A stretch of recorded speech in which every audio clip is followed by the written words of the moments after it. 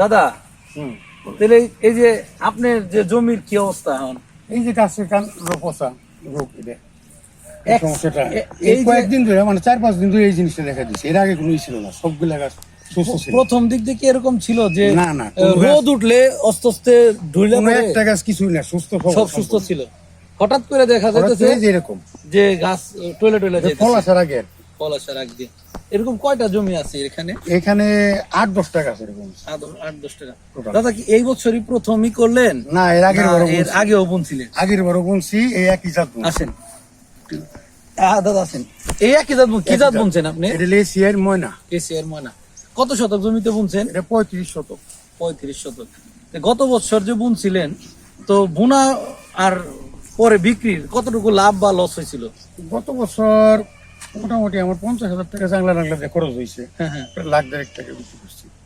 লাখ দেড়েক টাকা বিক্রি করলে এভারেজ আপনার দেখেছে 80 থেকে 1 লাখ টাকা লাভ ছিল। ওই আশা নিয়ে এবার লাভ করার আর কি চেষ্টা। তো এই বছর আপনার কি মনে হইতেছে যে গাছ তো মারা যাচ্ছে? এই এক সাইডে কয়েকটা গাছ, 2টা জাংলা সব ঠিক আছে, কিন্তু এই জাংলা এইখান দিয়ে একই জায়গায়। তাইলে আপনি অবশ্যই মাটিটা শোধন করে নিছিলেন না মনে হয় না?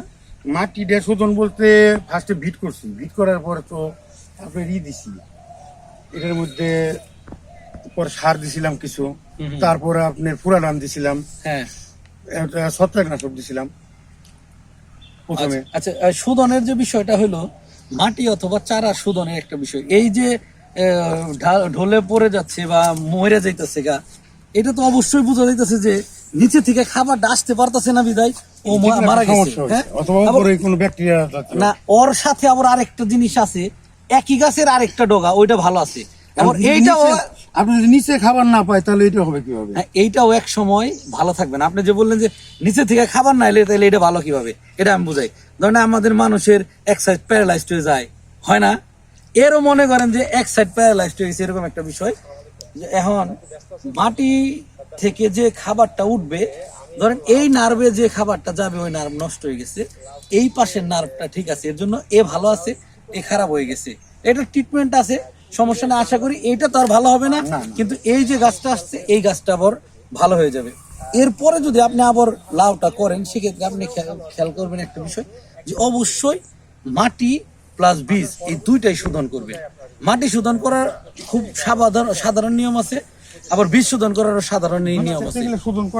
বীজ শোধনের চারাটা যখন বুনবেন তখনও কিছু আছে যে প্রোটেক্ট হিসেবে আপনি দিলেন, কারণ ওইটা হয়তো বা ওইটা করলে আপনার এই যে এখন এই সমস্যাটা হইতো না। তো যাই হোক, আমরা এটার একটা সলিউশন দিয়ে যাব। আগে হয় নাই কখনো, আমি আর 2-3 বার যাই বুনছি, এই পরিস্থিতি হয় না। এই পরিস্থিতি হয় না। এখানে আবার একটা কারণ আছে দাদা, আমরা একই জমিতে যদি বারবার একই ফসল চাষ করি তাইলে সমস্যা দেখা দিবে। রয়ে গেছে এই বছর লাউ করছেন, লাউ মানে কি কুমড়া জাতীয় ফসল, এই ফসলের বাইরে যদি আবার এবার বেগুন করতেন হয়তো তাইলে এই সমস্যাটা হয়তো হইতো না। কারণ আমরা সব সময় বলি একজন চাষিকে যে আপনারা পালাক্রমে এইবার যেটা বুনবেন পরের বার অন্যটা বুনবেন, তারপরের বার অন্যটা বুনবেন, এইটা হলো মানে নিয়ম। কারণ কি মাটি আপনি যদি মনে করেন যে এই লাউ যে খাবারটা নেয় প্রত্যেকবার কিন্তু ওই খাবারটাই নেবে, আবার অন্য একটা ফসল বললে সে আরেকটা খাবার নেবে। এই যে একটা বিষয়, মাটিতে তো খাবারের ঘাটতি হয়। আচ্ছা দাদা, ধন্যবাদ। আচ্ছা।